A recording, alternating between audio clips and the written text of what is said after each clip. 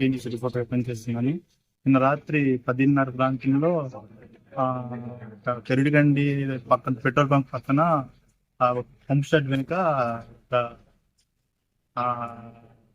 తిరుగు back side ప్రభుత్వం ప్రముఖాలు జరుగుతున్నాయి. అయితే సదరు వీడియో తీయడానికి వీళ్ళు రోడ్ పైన వీడియో తీస్తున్నాను. ఇంతలో అక్కడ ఉన్న లారీ వస్తుంది. దాని బ్యాక్ సైడ్ పల్సర్ బైక్ మీద ఒక అతను వచ్చి పద్మనాభరాజు టీడీపీ పలాస అధ్యక్షుడు పద్మనాభరాజు అని చెప్పాడు. మొక్కల కోసం నేను తీసుకెళ్తానని చెప్పాడు.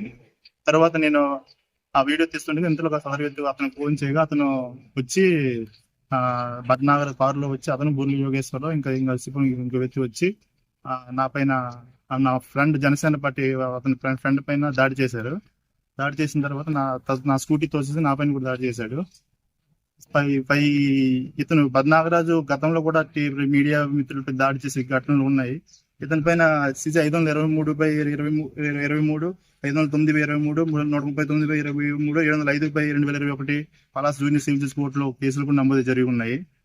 అట్ సేమ్ టైం ప్రజల పట్టణ అధ్యక్షుడిగా టీడీపీతో ఉండి కనీసం ప్రజలకు న్యాయం చేయలేక మా జర్నలిస్టుల పైన దాడి చేస్తుంది. ఇంకా ఏ విధంగా ఇతనికి ఈ కొనసాగుతుందో అర్థం కావట్లేదు.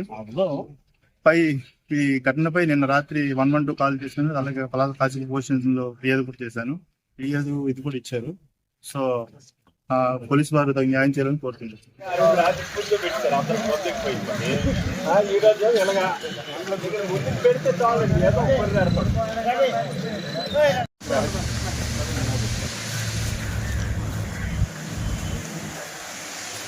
పైన బోర్డు పడినట్టు వేయండి.